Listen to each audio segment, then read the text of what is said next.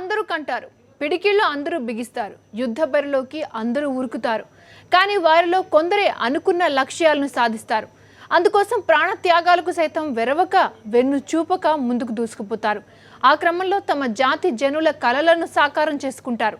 అటువంటి నేతల్లో తెలంగాణ ఉద్యమ నేత, తెలంగాణ రాష్ట్ర సమితి అధినేత, తెలంగాణ తొలి ముఖ్యమంత్రి కల్వకుంట్ల చంద్రశేఖరరావు చరిత్రలో తనకంటూ ఓ స్థానాన్ని పదిలం చేసుకున్నారు. కేసీఆర్ పుట్టినరోజు సందర్భంగా కేసీఆర్ ఉద్యమ ప్రస్థానంపై స్పెషల్ ఎడిషన్.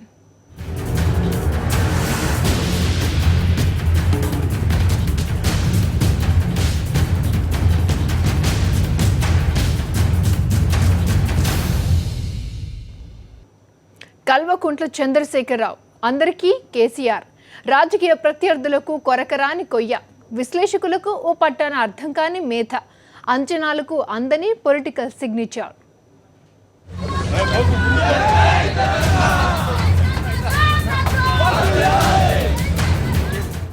4 కోట్ల మంది తెలంగాణ ప్రజల నాలికలపై అనుక్షణం 3 అక్షరాలు నానుతూనే ఉంటాయి. KCR అంటే వారికి బీజాక్షరాలే. ఆయన పేరే వారికి మంత్రపుష్పం. కేసీఆర్ అనే 3 అక్షరాలే 4 కోట్ల మంది చేతిలో వజ్రాయుధమై మెరిసింది. 60 సంవత్సరాల సుదీర్ఘ కలను సాకారం చేసింది ఆ అక్షరాయుధమే.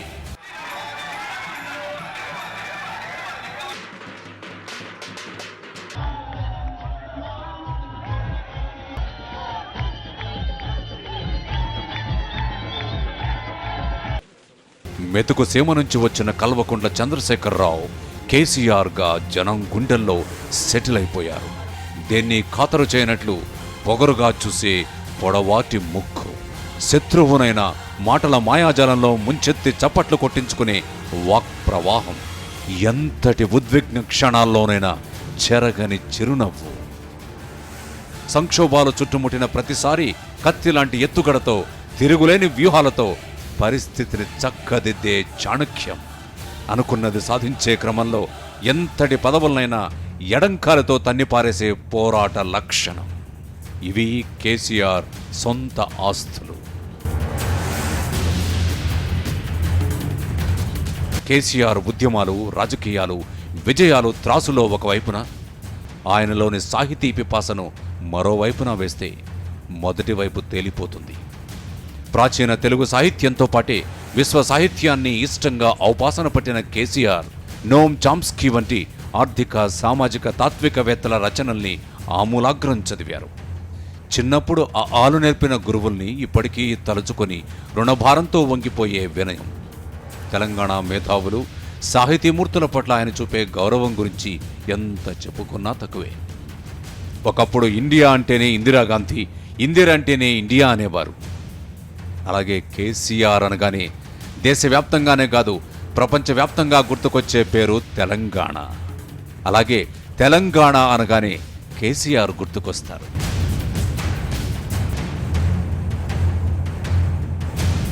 కేసీఆర్కు ముందు తెలంగాణ కోసం ఎవరూ పోరాడలేదని కాదు. తెలంగాణ అంటేనే ఒక పోరుగడ్డ. పోరాటాలకు, తిరుగుబాట్లకు, విప్లవ శంఖాలకు ఇక్కడ కొదవలేదు.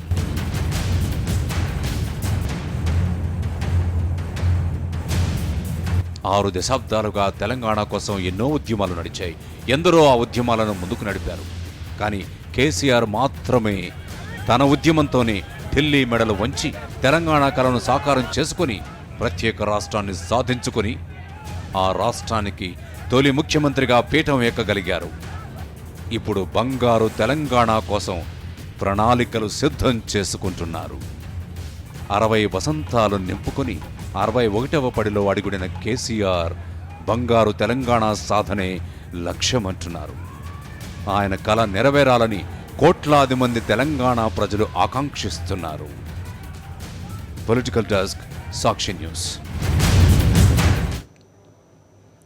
ఉద్యమం కోసం తెలంగాణ రాష్ట్ర సమితిని స్థాపించారు కేసీఆర్. ఉద్యమంలో దూకుడుతోనే ముందుకు ఊరికారు. ఉద్యమంతో పాటు రాజకీయ అధికారాన్ని చేజిక్కించుకుంటేనే ప్రత్యేక రాష్ట్ర సాధన ప్రక్రియ వేగవంతమవుతుందని కేసీఆర్ భావించారు. అందుకే ఉద్యమ సంస్థను రాజకీయ పార్టీగా మార్చారు.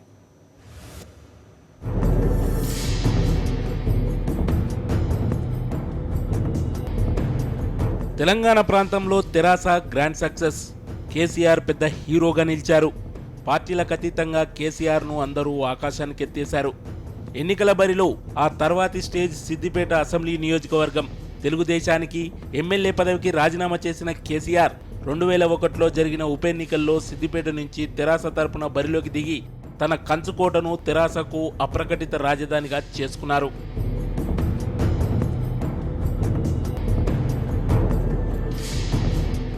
ఈ విజయంతో తెరాస మైలేజ్ మరింత పెరిగింది. కేసీఆర్ పేరు అదే స్థాయిలో పెరిగింది. రాష్ట్రంలో తెలుగుదేశం ప్రభుత్వ పాలన పట్ల జనం తీవ్ర వ్యతిరేకతతో ఉన్నారు. ఆ టైంలోనే ప్రధాన ప్రతిపక్షమైన కాంగ్రెస్ పార్టీ వైఎస్ రాజశేఖర రెడ్డి నాయకత్వంలో జనంలోకి చొచ్చుకుపోతుంది. చరిత్రాత్మక పాదయాత్రతో వైఎస్ అత్యంత జనాకర్షణ ఉన్న నేతగా ఎస్టాబ్లిష్ అయిపోయారు. తెలుగుదేశం పాలన పట్ల విసిగి వేసారిపోయి ఉన్న కోట్లాది మంది ఆంధ్రులు వైఎస్కు బ్రహ్మరథం పడుతున్నారు.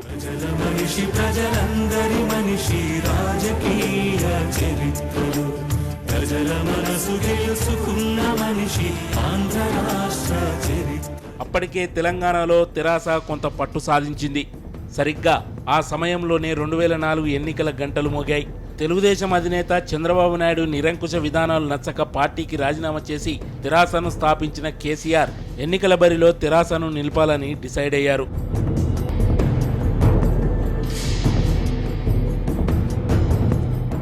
అయితే ఒంటరిగా పోటీ చేసే కంటే జనాదరణ ఉన్న వైఎస్ నేతృత్వంలోని కాంగ్రెస్ పార్టీతో కలిసి ఎన్నికల బరిలోకి దిగితే లాభదాయకంగా ఉంటుందని అనుకున్నారు.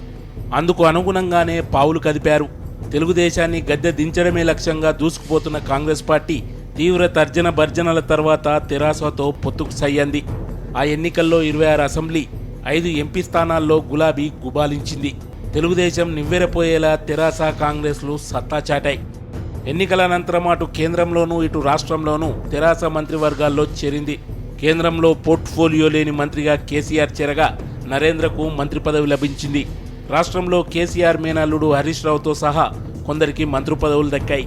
ఉప ప్రాంతీయ పార్టీగా అవతరించిన తెరాస అటు కేంద్రంలోనూ ఇటు రాష్ట్రంలోనూ కీలక పదవులు చేపట్టే స్థాయికి ఎదిగింది. అయితే 2 ఏళ్లకే కాంగ్రెస్కు తెరాసకు మధ్య తేడాలు వచ్చాయి. అక్కడ కేంద్రంలోనూ ఇక్కడ రాష్ట్రంలోనూ తెరాస కాంగ్రెస్ ప్రభుత్వాల నుండి వైదొలిగింది. ఇక అక్కడి నుంచి కాంగ్రెస్ తెరాసల మధ్య మాటల తూటాలు మరింత ఊపందుకున్నాయి.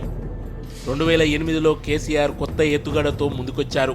16 మంది ఎమ్మెల్యేలు, 4 ఎంపీల చేత రాజీనామాలు చేయించి ఉప ఎన్నికలకు సిద్ధమయ్యారు. అయితే ఉప ఎన్నికల్లో దెబ్బతిన్నారు. కేవలం 7 ఎమ్మెల్యేలు, 2 ఎంపీలు మాత్రమే తెరాస తరపున గెలిచారు. ఆ వెంటనే 2009 ఎన్నికలకు నగారా మోగింది.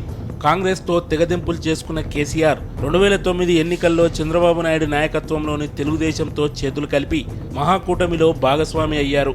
అయితే మహాకూటమిని జనం ఆదరించలేదు. వైఎస్ సారథ్యంలోని కాంగ్రెస్ పార్టీకే తెలుగు ప్రజలు మరోసారి పట్టం కట్టారు. ఎన్నికల వైఫల్యాలతో కేసీఆర్పై పార్టీలోనే విమర్శలు వెల్లువెత్తాయి. అయితే సంక్షోభం వచ్చినప్పుడు కూల్గా వ్యూహాలతో ముందుకు పోవడమే అజెండాగా పెట్టుకున్న కేసీఆర్ కంగారు పడలేదు. పార్టీ అధ్యక్ష పదవికి రాజీనామా చేశారు. దాంతో పార్టీలో కంగారు మొదలైంది. పార్టీలో మెజార్టీ నేతలంతా కలిసి కేసీఆర్ను కలిసి బతిమాలి మీరే అధ్యక్షునిగా ఉండాలని ప్రాధేయపడినంత పనిచేశారు. దాంతో కేసీఆర్ వారి కోరికను మన్నించి రాజీనామాను ఉపసంహరించుకున్నారు. ఎన్నికల్లో ఓటమికి మిత్రపక్షమైన తెలుగుదేశం శ్రేణుల సహాయ నిరాకరణే కారణమని భావించిన కేసీఆర్ భవిష్య ప్రణాళికపై దృష్టి సారించి ఉద్యమాన్ని ఉధృతం చేయాలని నిర్ణయించుకున్నారు. Political desk, Sakshi news.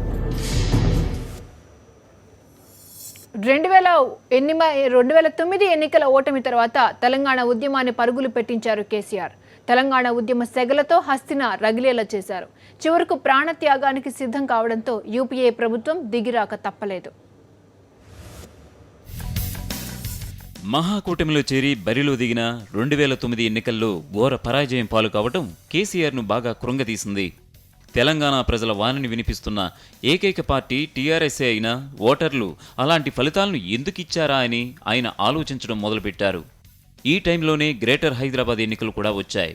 ఈ ఎన్నికలకు దూరంగా ఉండాలని కేసీఆర్ నిర్ణయించుకున్నారు. యుద్ధానికి ముందే అస్త్ర సన్యాసం చేశారన్న విమర్శలు వచ్చినా ఆయన పట్టించుకోలేదు.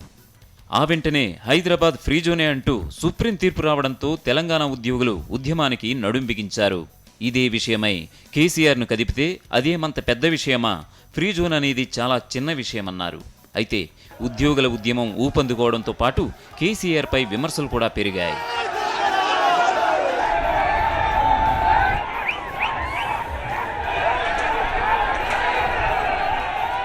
సరిగ్గా ఈ తరుణంలోనే కేసీఆర్ మళ్లీ తనకే సాధ్యమైన ఎత్తుగడను ఎంచుకున్నారు.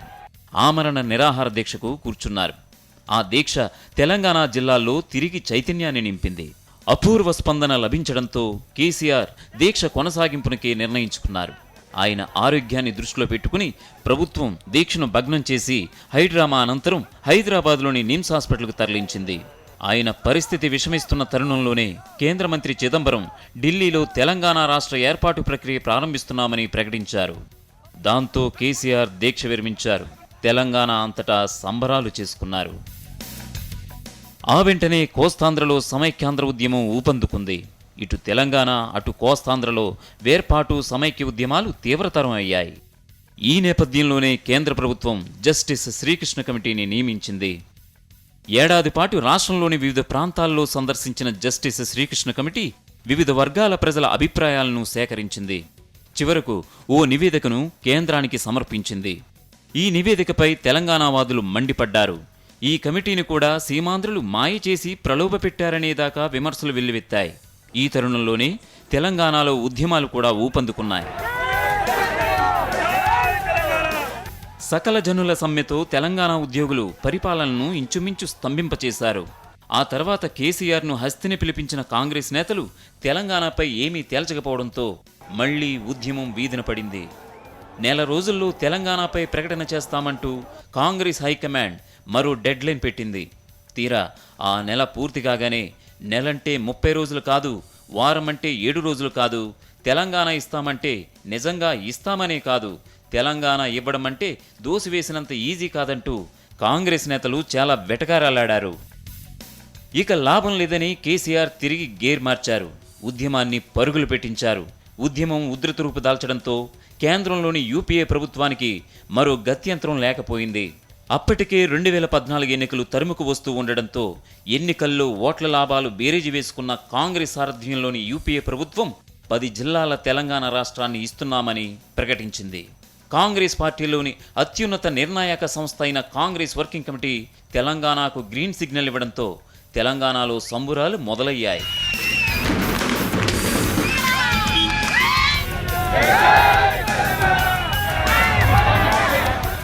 అయితే తెలంగాణ ఏర్పడే వరకు అప్రమత్తంగానే ఉండాలన్న కేసీఆర్ ఎట్టి పరిస్థితుల్లోనూ ఉదాసీనత పనికిరాదన్నారు. రాష్ట్రం ఏర్పాటయ్యే వరకు ఉద్యమం కొనసాగాల్సిందేనన్నారు.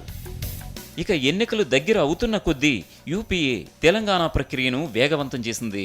తెలంగాణ రాష్ట్ర ఏర్పాటును మంత్రివర్గం ఆమోదించడం, ఆంధ్రప్రదేశ్ అసెంబ్లీలో తెలంగాణ తీర్మానంపై ఓటింగ్ జరిపి నివేదికను కేంద్రానికి పంపటం, పార్లమెంటు ఉభయ సభల్లో తెలంగాణ బిల్లును ఆగమేఘాల మీద ఆమోదింపజేయడం, అక్కడి నుంచి రాష్ట్రపతికి బిల్లు వెళ్లడం, ఆయన కూడా ఆమోదించడం అన్నీ కూడా చకచకా జరిగిపోయాయి.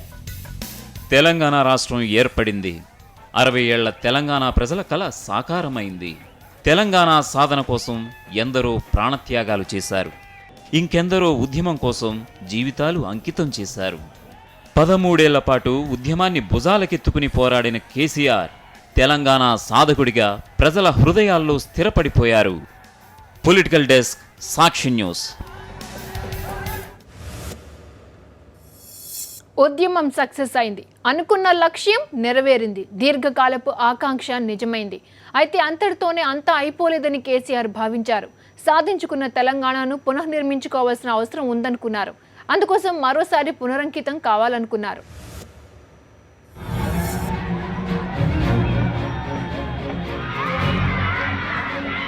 తెలంగాణ రాష్ట్ర ఏర్పాటు కావడంతోనే 2014 ఎన్నికలకు నగారా మోగింది. తెలంగాణ ఇచ్చిన క్రెడిట్ తమకే దక్కుతుంది కాబట్టి ఓట్లు గంపగుత్తగా పడతాయని కాంగ్రెస్ నాయకత్వం నమ్మకం పెట్టుకుంది. దాంతోపాటు తెరాసను కూడా కలుపుకుంటే ఎన్నికల్లో క్లీన్ స్వీప్ చేయవచ్చని అనుకుంది. అయితే కాంగ్రెస్ ఆఫర్ని కేసీఆర్ తిరస్కరించారు. ఎన్నికల్లో తెలంగాణ రాష్ట్ర సమితి ఏ పార్టీతోనూ పొత్తు పెట్టుకునే ప్రసక్తే లేదని తేల్చి చెప్పేశారు. దీంతో కాంగ్రెస్ హైకమాండ్కు దిమ్మ తిరిగి మైండ్ బ్లాంక్ అయింది. తెరాస చేతులు కలపకపోయినా తెలంగాణ ప్రజలు కాంగ్రెస్కు బ్రహ్మరథం పడతారని కాంగ్రెస్ హైకమాండ్ అంచనా వేసుకుంది. అందుకే తెరాసతో పొత్తు కోసం ఎక్కువగా వెంపర్లాడకుండా మితిమీరిన విశ్వాసంతో ఎన్నికల బరిలోకి దూకింది. ఇక కేసీఆర్ కూడా ఒంటరి పోరాటానికి నడుం బిగించారు. కాంగ్రెస్ తరపున పార్టీ అధ్యక్షురాలు సోనియా గాంధీ తెలంగాణలో పర్యటించి వెళ్లారు. టీ కాంగ్రెస్లో అతిరథ మహారథులంతా ప్రచారం చేశారు. తెరాస మాత్రం ఒకే ఒక్క నేతపై ఆధారపడింది. తెరాస ప్రచారాన్ని భుజాలకెత్తుకున్న కేసీఆర్ అంతా తానే అయి ఎన్నికల ప్రచారాన్ని ముందుకు తీసుకువెళ్లారు. తెరాసను ఓడించాలంటూ సినీ నటుడు పవన్ కళ్యాణ్ ఉద్వేగపూరితమైన ప్రసంగాలతో ఓదరగొట్టారు. కేసీఆర్ కుటుంబం పైన పవన్ కళ్యాణ్ తీవ్ర విమర్శలతో విరుచుకుపడ్డారు. ఇటు కాంగ్రెస్, అటు టీడీపీ, బీజేపీ పవన్ కళ్యాణ్ల ముప్పేట దాడిని కేసీఆర్ ఒంటరిగానే ఎదుర్కొన్నారు. తనకే సాధ్యమైన తోటాల్లాంటి మాటలతో, ఉత్తేజపరిచే ఉపన్యాసాలతో ఎన్నికల ప్రచార సభలకు ఊపు తెచ్చారు. ఎన్నికల్లో కాంగ్రెస్ విజయభేరు మోగించి అధికారంలోకి రావడం ఖాయమని కాంగ్రెస్ నేతలు లెక్కలు కట్టారు. కాంగ్రెస్ తర్వాత తెరాస 2వ స్థానంలో నిలుస్తుందని వారంతా అనుకున్నారు. అయితే ఎన్నికల ఫలితాలు మాత్రం వారి అంచనాలను తల్లకిందులు చేశాయి. కాంగ్రెస్కు ఘోర పరాభవం తప్పలేదు. కేసీఆర్ పార్టీ పూర్తి మెజార్టీ సాధించి అధికారంలోకి వచ్చింది. తెలంగాణ తొలి ముఖ్యమంత్రిగా కల్వకుంట్ల చంద్రశేఖరరావు చరిత్ర సృష్టించారు. తనకు అధికారాన్ని అప్పగించిన తెలంగాణ ప్రజలకు అభివృద్ధితోనే రుణం తీర్చుకుంటానని కేసీఆర్ హామీ ఇచ్చారు. ముఖ్యమంత్రి కాగానే అన్ని వర్గాల ప్రజలపైన వరాల జల్లు కురిపించారు. 5 ఏళ్ల పాలనలో తెలంగాణను బంగారు తెలంగాణగా మార్చడమే తన లక్ష్యమని కేసీఆర్ ప్రకటించారు. భవిష్యత్తులో ఇక తెలంగాణలో వేరే రాజకీయ పార్టీలకు ఆస్కారం కూడా ఉండదని, తెరాస ఒక్కటే జనంలో ఉంటుందని ఆయన ధీమా వ్యక్తం చేశారు.